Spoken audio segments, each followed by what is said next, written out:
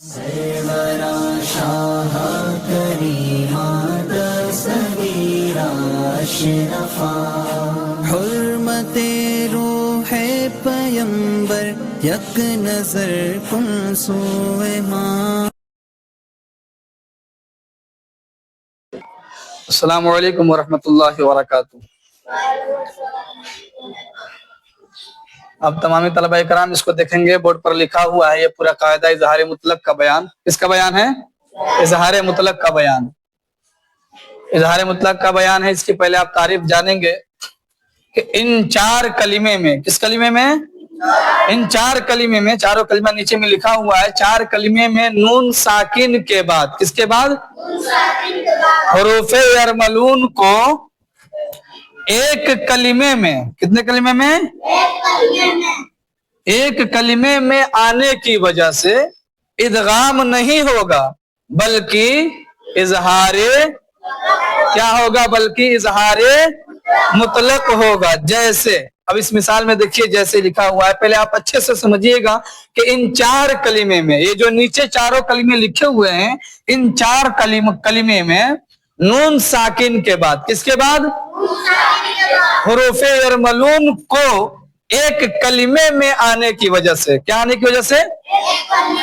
حروف یرملون کو ایک کلمے میں آنے کی وجہ سے ادغام نہیں ہوگا بلکہ اظہار مطلق ہوگا۔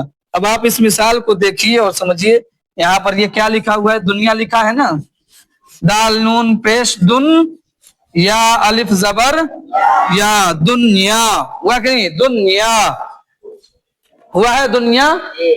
اب نون ساکن کے بعد یہاں کون سا حرف ہے؟ نون ساکن کے بعد یا ہے۔ قاعدہ تو یہ ہونا چاہیے کہ نون ساکن یا تنوین کے بعد، قاعدہ تو یہ ہونا چاہیے کہ نون ساکن یا تنوین کے بعد حروف یرملون میں سے کوئی بھی حرف آ جائے تو کیا ہوگا؟ ادغام ہوگا۔ لیکن یہاں پر ادغام نہیں ہو رہا ہے، یہاں کیا ہو رہا ہے؟ اظہار، یہاں کیا ہو رہا ہے؟ اظہار مطلق ہو رہا ہے کہ نہیں ہو رہا ہے؟ وجہ کیا ہے؟ وجہ کیا ہے؟ یا تو ہے حروف یرملون میں سے، لیکن یہاں پر وجہ یہ ہے کہ یا ایک ہی کلمے میں ہے۔ کس کلمے میں ہے؟ یا یہاں پر ایک ہی کلمے میں ہے، ایک ہی کلمے میں۔ یا کس کلمے میں ہے؟ ایک ہی کلمے میں ہے۔ اس وجہ سے یہاں پر ادغام بلکہ اظہار کیا ہوگا؟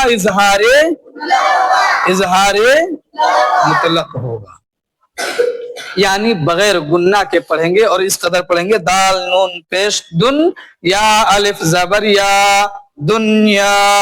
اسی طریقے سے دوسری بھی مثال یہاں پر موجود ہے، با نون پیش بن یا الف زبر یا، بنیا نون دو پیش نن، بنیانن۔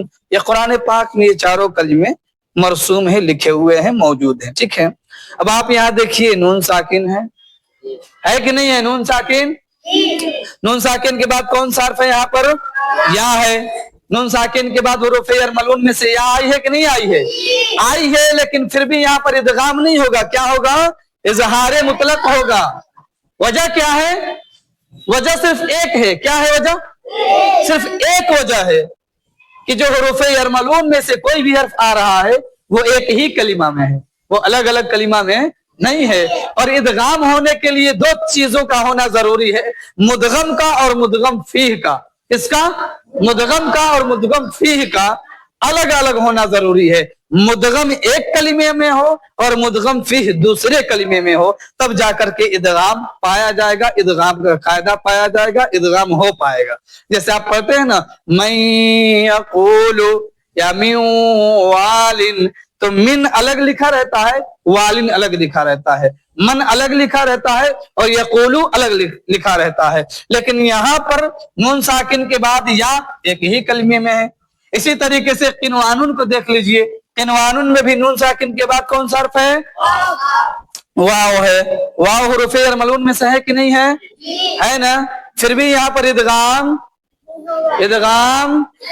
نہیں ہوگا، کیا ہوگا؟ اظہار مطلق ہوگا۔ کیوں؟ کیونکہ واو ایک ہی کلمے میں ہے، کیونکہ यही मिसाल सिनवानुन में भी है। सिनवानुन में नून साकिन के बाद कौन सा हर्फ है? हुरूफ़े अरमलून में से है कि नहीं है? है ना? है कि नहीं है? है, बिल्कुल बिल्कुल है, लेकिन फिर भी यहाँ इदगाम इदगाम क्या होगा? इजहार मुतलक होगा। क्यों होगा? क्योंकि नून साकिन के बाद हुरूफ़े अरमलून में से जो हर्फ आया है वो एक ही कलिमे में है, वो दूसरे कलिमे में नहीं है, वो अलग कलिमा में नहीं है। इस बुनियाद पर, यानी एक ही कलिमे में आने की बुनियाद पर इन 4 कलिमों में क्या होगा? इजहारे मुतलक होगा। अब तमामी तलबा इकराम इस कायदे को अच्छे से याद कर लीजिएगा और फिर इंशाल्लाह हमें सुनाइएगा। इंशाल्लाह फिर मिलते हैं अगले वीडियो में। अस्सलामु अलैकुम वरहमतुल्लाहि वबरकातुहू। और जो नाज़रीन हैं, जो वीडियो को देखते हैं, उनसे मेरी गुजारिश है कि मेरे चैनल गुलाम मुस्तफा 2M को सब्सक्राइब करें, कमेंट करें और लाइक करें, शेयर भी करें। इंशाअल्लाह अल्लाह ताला हम सबों को कामयाबी अता फरमाए। अस्सलामु अलैकुम वरहमतुल्लाहि वबरकातुहू।